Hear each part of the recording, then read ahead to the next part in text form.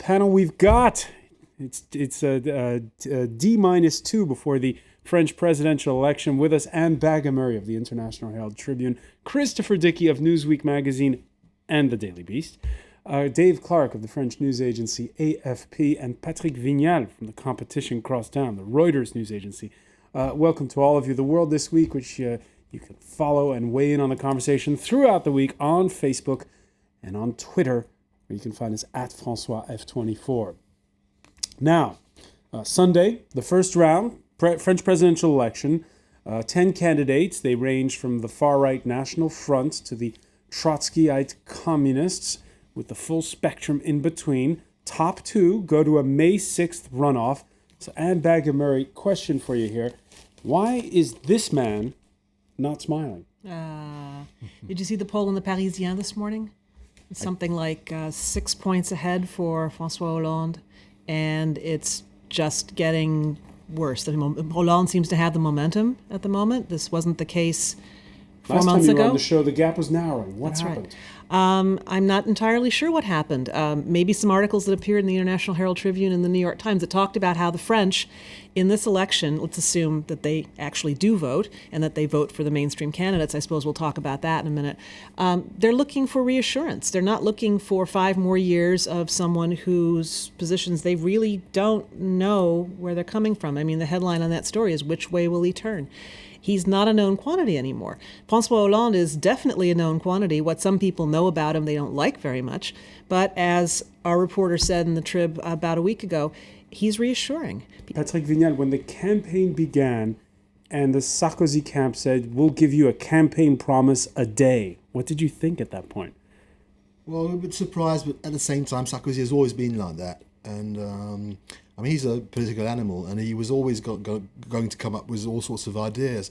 But the problem is, I think people get the feeling that he doesn't really know where he's going. He's just trying to surprise people, but it doesn't work anymore because I mean, people are judging him on what he's been doing for the last 5 years and not what he's offering to do this time. Some of what he's done the past 5 years in that article that you mentioned maybe isn't so bad, but in the Herald Tribune article, the biographer of Nicolas Sarkozy tells Stephen Erlinger that the incumbent is a, quote, terrible communicator. He never capitalizes on his successes. He changes the subject every day.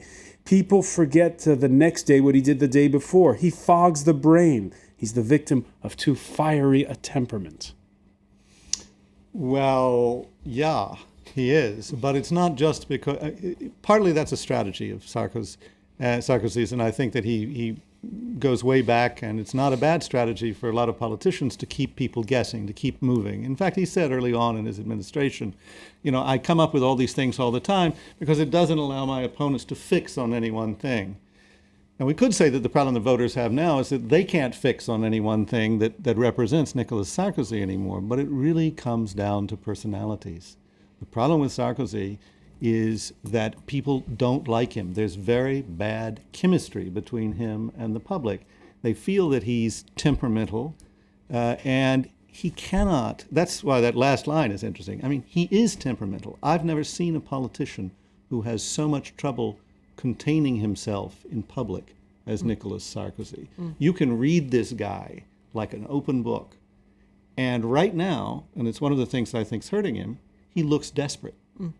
When you see him on TV, he looks like he's cornered because that's the way he feels, I'm sure. Yeah. He is absolutely transparent emotionally, and I think that's hurting him right now. Well, one thing, I mean, you said that people don't really know what to think about him. I mean, one problem with him switching his positions, his substantive positions, as often as he does, is that people fix on the things they know about him or they think they know about him.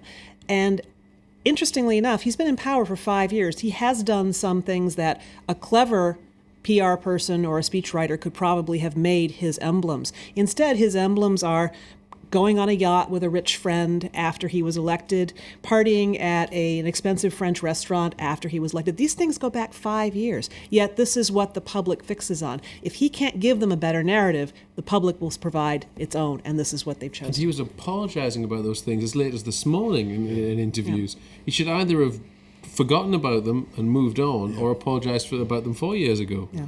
But because he realised that they were a weakness, and because of his inability we've been discussing to contain himself, he's come out on the campaign trail this time saying, yes, I shouldn't have gone on a billionaire's yacht, and yes, I shouldn't have gone to Fouquet's restaurant. Why doesn't he just shut up about those things? And then he reportedly went to the Crillon for dinner last weekend as well, which is probably a bit silly as well. Crillon, fancy restaurant, Place de la Concorde in Paris. Dave Clark, do you have trouble explaining this to foreigners? Because they see Sarkozy as somebody a bit dynamic. And well, different kinds of foreigners remember him from a different period of history when he's briefly relevant to them. So people remember the Libyan war, say, when he was a warmonger. But then, or they might remember that he was talking about pulling out his troops from Afghanistan a few months before that, so he's not a warmonger. Or they remember that he was very strongly for or very strongly against Israel at some point. He's been all over the map on various things. But the situations change, and I think it's very unfair to Sarkozy to be constantly saying that he changed, for instance, from the bling president to one of austerity, when he was elected in 2007 and became an austerity president in 2008, 2009. I mean, it's a very different world that he inherited and that took place, well, the world changed enormously in his term and through no fault of his. Yeah, but then a few months ago he was saying, well, we've solved that problem now. There's no more credit crisis in the European Union. Yeah, that was... But don't elect François Hollande because he'd never be able to cope with the credit crisis in the European Union. Well, and in fact, just the problem is, what he's saying now is, don't elect François Hollande or else. Yes. Yeah. It's that threat. It's that Because tone there's fear of on the menace. markets. It's Where's that. the fear It's coming basically, I'm going to make you an offer you can't refuse to the French public. That the French public is saying now, oh yeah, we can refuse it. Yeah. Goodbye.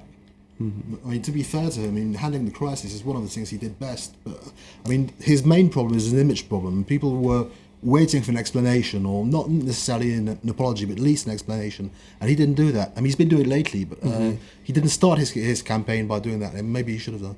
Patrick, you're the Frenchman around this table. Yeah. Is it also perhaps an institutional problem? No sitting incumbent under the Fifth Republic has won re-election, except for those who had to, what we call here, cohabitate with a prime minister from the opposite party. Yeah, that could be a problem. But then it used to be 7 years now. It's 5 years. I think people have had enough of him, and people need more change. And I think Hollande's big chance is that the vote, at least second round, will be basically a referendum for or against, and probably against Nicolas Sarkozy. Anne Bagher-Murray mentioning that there could be surprises. Back in 2007, polls showed the race was close coming towards election day, but there you saw François Hollande's former companion, the mother of his 4 children. She was the socialist standard bearer at the time, and she finished with a 5-point deficit in the first round. Nicolas Sarkozy pulled away in the first round. That gap proved formidable for the second round, what with Sarkozy winning by 6 percentage points in the second round. This is last time round in 2007. So the first round does matter. The first round matters, and what happens between the first and second round matters greatly. And what happened between the first and second round of those elections, and what will happen probably between the first and second of these elections, is debates between the two frontrunners. And I think that's where the wheels really came off the wagon for Ségolène Royal's campaign. Yeah. Sarkozy succeeded in showing the French public, by goading her, by getting her to give scattered answers, by getting her to give emotional answers, he showed the French public what he had been trying to tell them, that she is incapable of handling the pressures of high office. There's nothing that will replace the images of the way she handled those debates. And if François Hollande has the team that he should have, as any presidential candidate should have, he will be preparing for those debates now. The other thing about the first round is that you find out who the third man is, or the third woman. And in last this case, time around, we sort of have 3, don't we? There was Bayrou did surprisingly well last time around, but this the time centrist candidate. It looks like it'll be the first time ever there'll be 5 candidates in double figures, suggesting that the French aren't very sure. I mean, they seem to be sure they don't want to listen to Nicolas Sarkozy anymore, but we don't know whether Mélenchon or Marine Le Pen will be in third place. It looks probably like Marine Le Pen. And then Bayrou might scrape 10% again. And then, of course, you find yourself having to court one of the people from the last time around. The socialists courted the centrists. Mm-hmm. This time around, they've got a more broad spectrum to deal with. Yeah. Yeah, it's true. But I mean, on the other hand, what François Hollande is saying is he doesn't really have to matter about the others so much, because he's got quite a comfortable margin It's very different for Sarkozy. Sarkozy, one of his main strengths in 2007 is that he was ready to open his government to people from other ideas and other political forces, and but François Hollande does not have to do that really.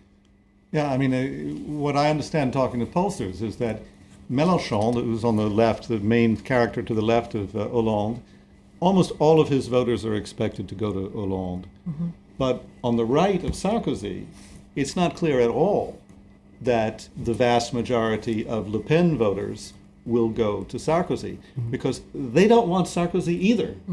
No. You know, they want to get rid of him too. So he may only pick up, say, half of Le Pen's votes, in which case he really is toast. And Bayrou's voters are supposed to go overwhelmingly for Hollande as well. Yeah. So. All right, let's look at the socialist frontrunner, François Hollande, in campaign speeches, paints broad brush strokes, makes sure that he's not Speedy Sarko, as we were talking about earlier. But he always speaks with a socialist fiber. He's been plugging, a 75% tax bracket for those earning more than €1 million a year. And he makes his points leaning towards the left. I really want to reform my country, to engage in a tax reform for justice, a reform of the banks to dominate the financial world, a territorial reform to devolve power, a reform of justice to make it independent. How does the rest of Europe feel about that message? Well, until a few days ago, I would have said that the rest of Europe would probably have been inclined to stick with the devil they know. They had a very difficult negotiation to get the fiscal pact they have, and they don't want François Hollande reopening that can of worms and endangering confidence in the bond markets just when Spain and Italy come under fire again.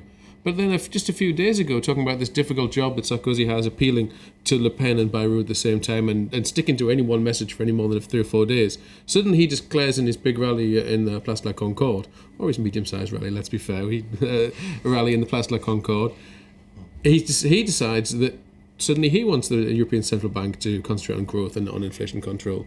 And he wants exactly what Hollande's been arguing for all this time. I was going to say, there's consensus between the two candidates on that. Well, yes, there's consensus that somebody else should take care of these problems so that they don't have to do anything that will jeopardize their support with any part of the electorate. I mean, it's insane what they're proposing.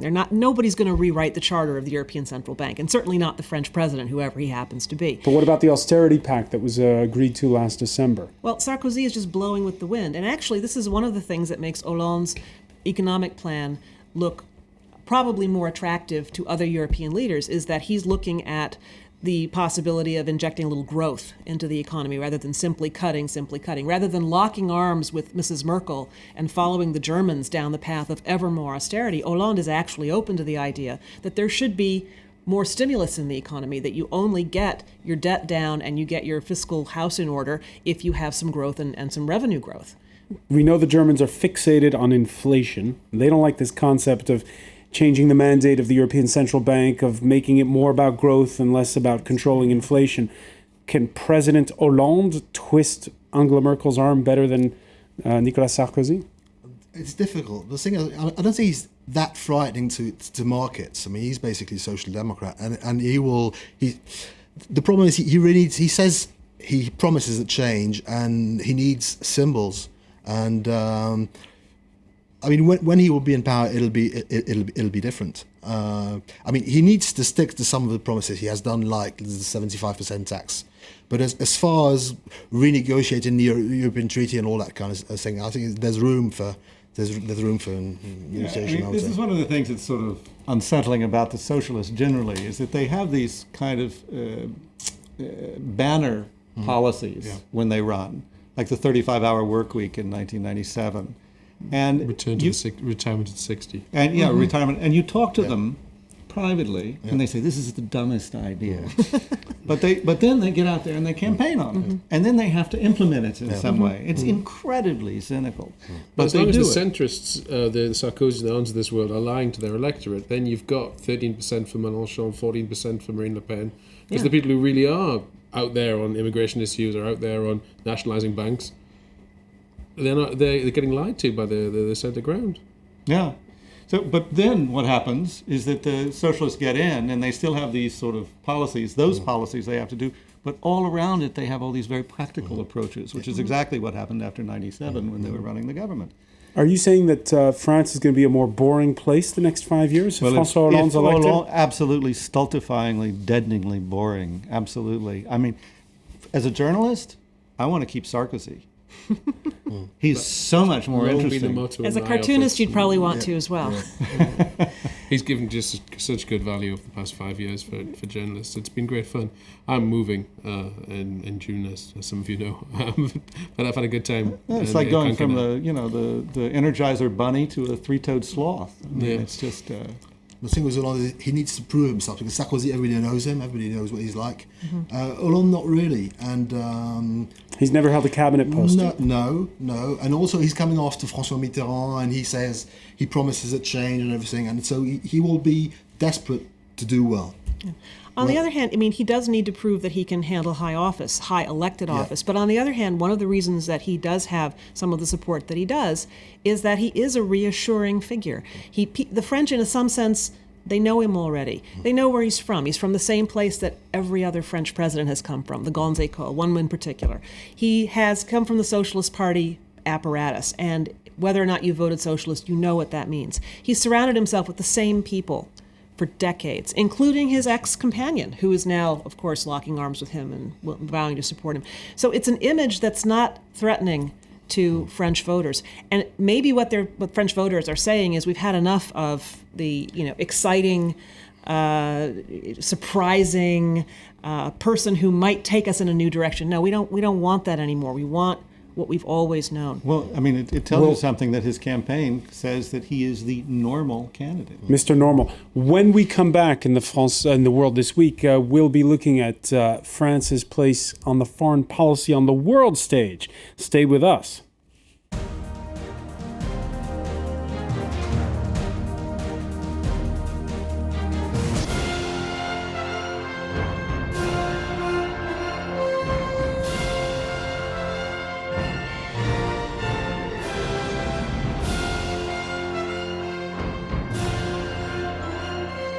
From January to June, our reporters and special correspondents will bring you in-depth coverage of the US primaries, live on France 24.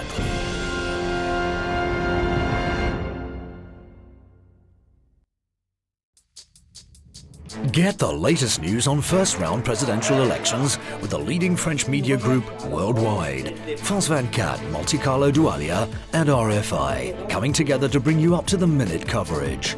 Don't miss our special election night coverage with our political experts and guests.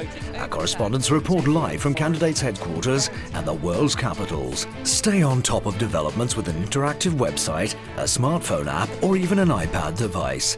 Our news staff is on the move for you. Join France 24, Monte Carlo Doualiya and RFI. Get the latest first-round presidential election news first, no matter where it happens.